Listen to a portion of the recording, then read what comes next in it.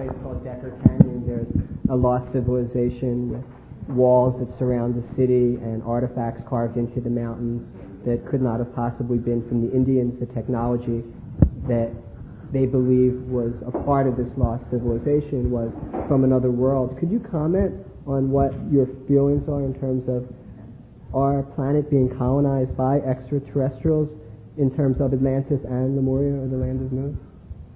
Yeah, I can. I'm not sure how much comfort it will give you.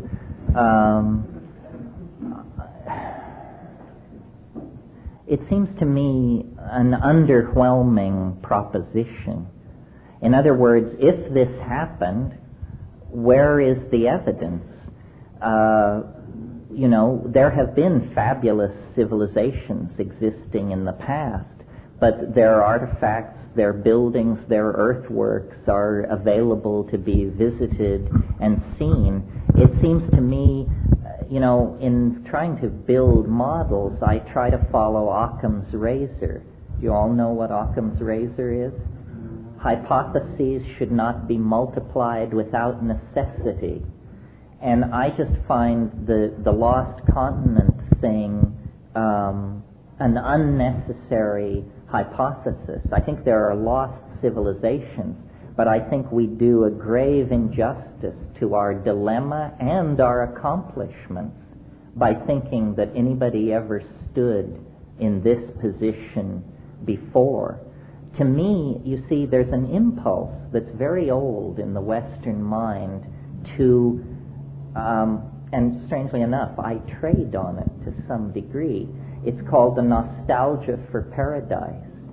And it's that we're always looking back to a lost golden age. And I think there was a lost golden age on the plains of Africa 15 to 20,000 years ago. I discussed it this morning. But I don't think high technology has ever existed before on this planet. Well, there's just no evidence of it. And the Atlantean people and the enthusiasts of Mu and Lemuria are always trying to fiddle with the dates and say, the Great Pyramid is 25,000 years old, and there's a ruin on the Nazca Plain that's 50,000 years old. This is, first of all, the evidence is absolutely unconvincing, and second of all, the miracle is not how old the breakout into language and technology is, but how recent it is. I agree with you. I think that if you were to go scuba diving off of Bermuda and the Bimini Islands, you would find what many people believe are artifacts from Atlantis. You can hike in Decker Canyon, and most of what is to be found is underwater because of the shift in the continental plate 10,000 years ago or more.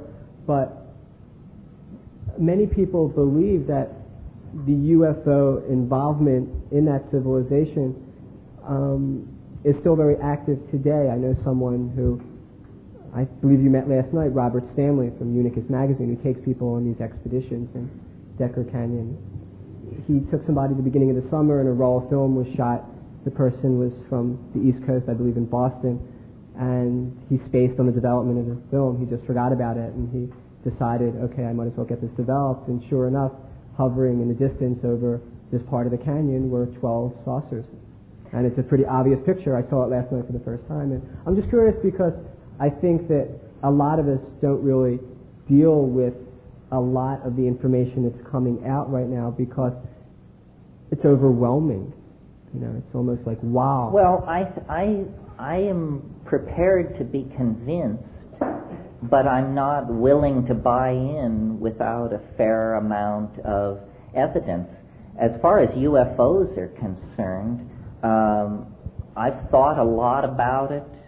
I've seen them far away, up close, and it's not what people say it is. And the problem, there are two phenomena. The UFO, who knows what that is, and then the UFO community. And my God, these people are much weirder than UFOs. I mean, Well, the whole slew of them. And the whole problem with the UFO community is apparently these people have never heard about the rules of evidence. I mean, they're just full of revelation after revelation with absolutely zip to back it up. There are so many, I mean, you look at these UFO magazines. Well, do you want to believe Master Chen Thuk of the Nabungi system, or do you want to go with the Billy Myers crowd, or what's coming out of Brazil? I think Jacques Vallée in one of his books estimated that if you don't believe UFOs only appear where there are witnesses, and take the number of sightings seen by people and extrapolate that by the area of the surface of the Earth, you have to conclude that UFOs are coming and going from this planet at a rate of 12,000 a month. Well, my God, what kind of extraterrestrial contact is this? That 12,000 a month for 50 years and never a definitive piece of evidence. I was talking to one of the researchers on the fetal abduction thing. This guy was all excited. He said to me, you know, I've talked to 500 women who claim surgical removal of fetuses. And he said, and you know, the amazing thing, there's not a single sign of physical invasion of these women's bodies. And I said, whoa, Dr. X, doesn't this suggest something to you? And he said, yeah, advanced surgical techniques of which we have no knowledge. I said, well, yeah, but doesn't it, I mean, give me a break. So I think they have to operate in the light of the same evidence as everybody else. And their problem is that they claim to know too much. They're just willing to tell you, you know, 125,000 years ago they arrived to grow sweet peas, and then 100,000 years ago the project changed and the 11th planet did something.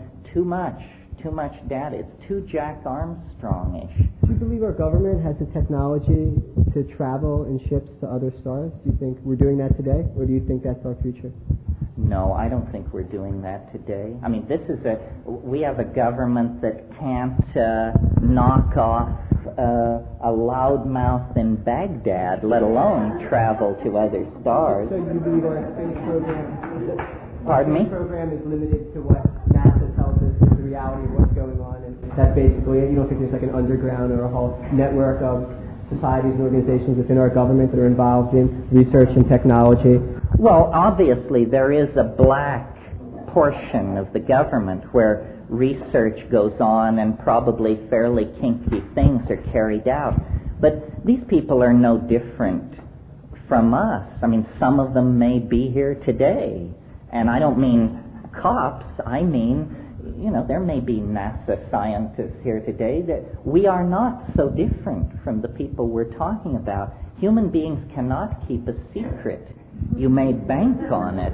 And so the idea that, you know, somebody possesses a technology thousands of years in advance of us, I mean, then when you actually tear the lid off some of these government black operations, you don't find super scientists and brilliant minds. You find people like Gordon Liddy and John Dean and, you know, half-wits, clowns seem to lie behind most of this.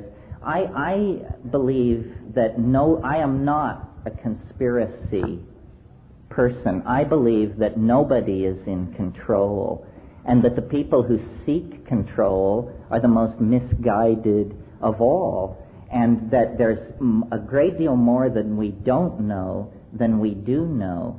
And, you know, I would love to be convinced that something really far out were happening, but it just always seems to come apart in your hands.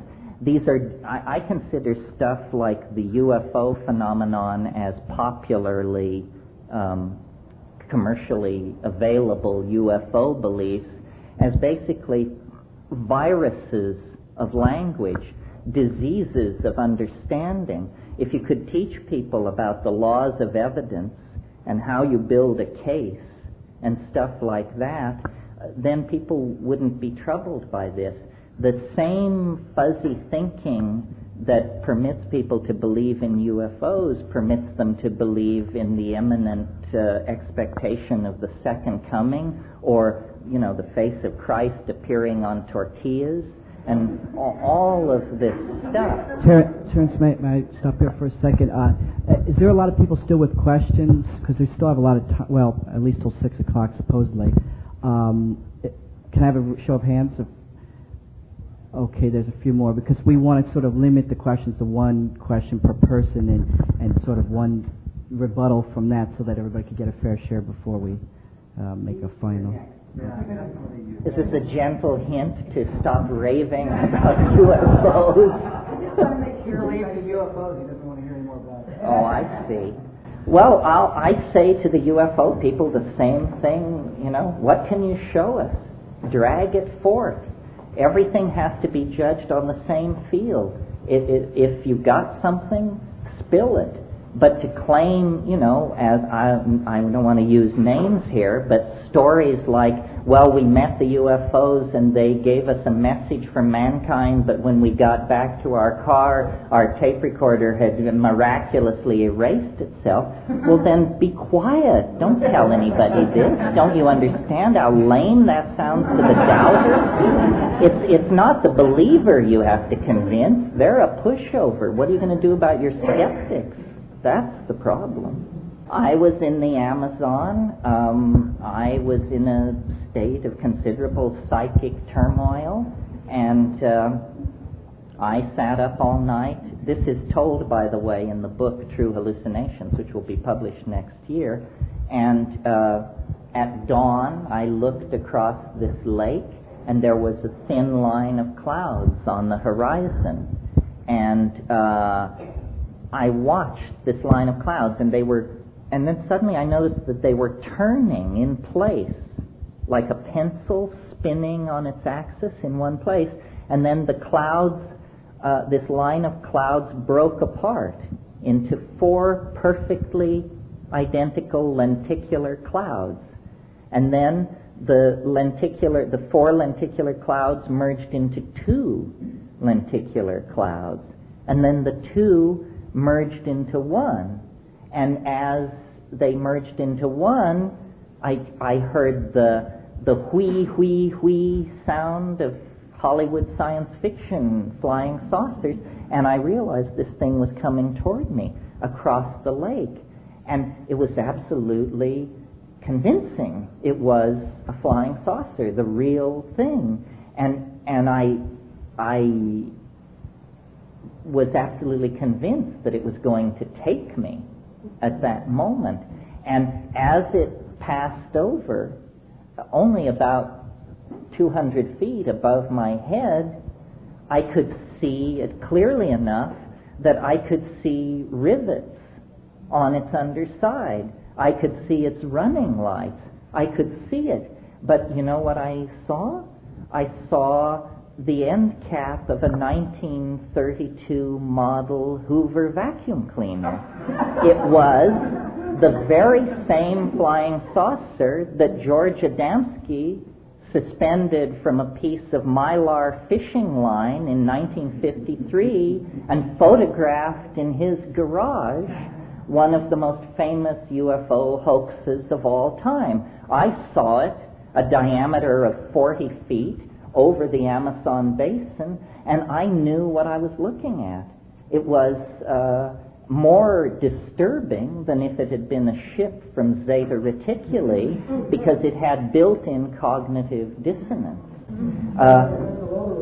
What? The mind couldn't sort of perceive the magnitude of it, so you sort of like you did a mental override on it. Well, see, I believe you completely. I don't have any problem with that.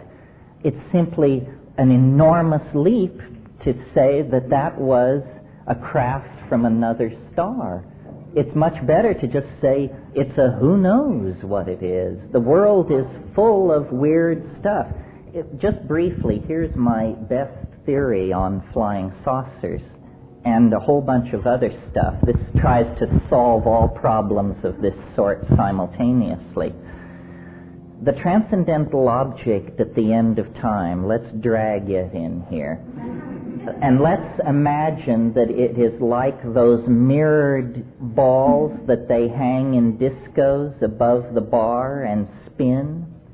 So then I think that definitely there is a forward movement of causal necessity which propels us from the past into the present on into the future. But that there is also, and necessary to account for precognitive visions and stuff like that, which happen all the time, a flow of information from the future into the past. And the transcendental object at the end of time is casting reflections of itself backward into the past.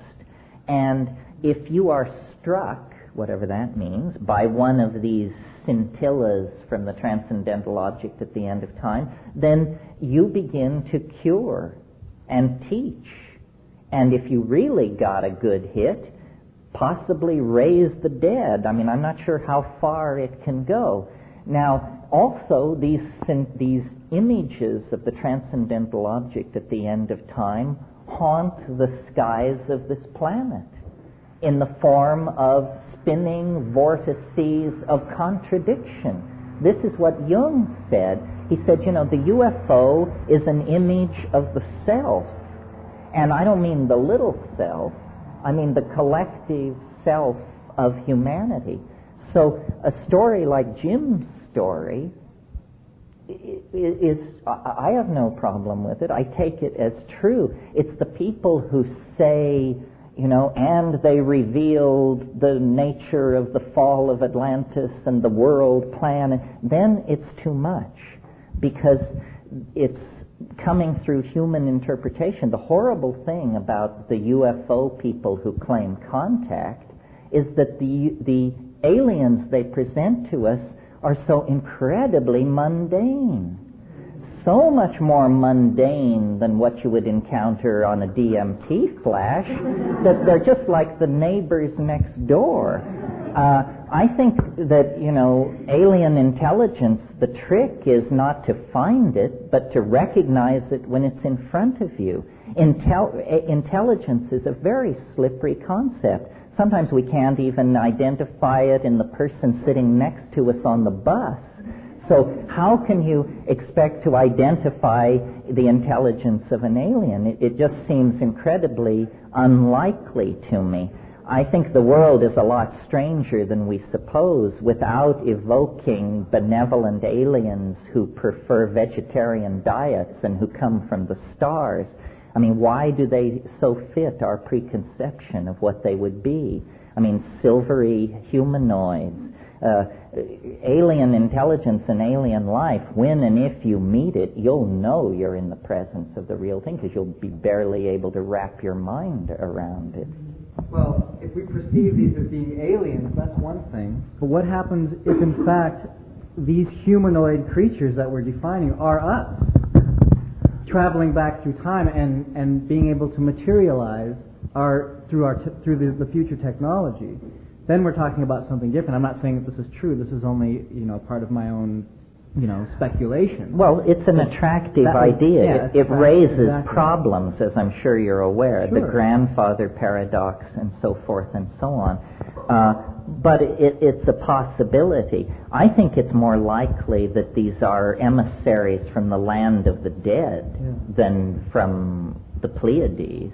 Right. And that since they speak English, since they look humanoid, since they seem to care about us and our technologies and so forth, they seem remarkably human. Well, maybe they're concerned about their own state of well-being. Maybe somehow it's related to the you know, what's going on here now and what the outcome is going to be. Maybe that's going to somehow affect the way they are. You know, I mean, we've seen it in Star Trek.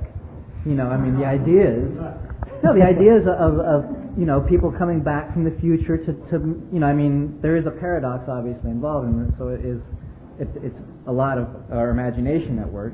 But at the same time, in the same ideas, you know, maybe there's a certain sense of reality about it. Maybe there is. Maybe there is.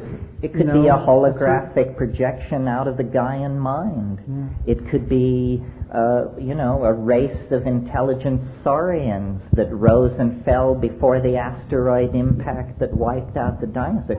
It could be all and everything. The trick is to try and get some kind of evidentiary hold on it.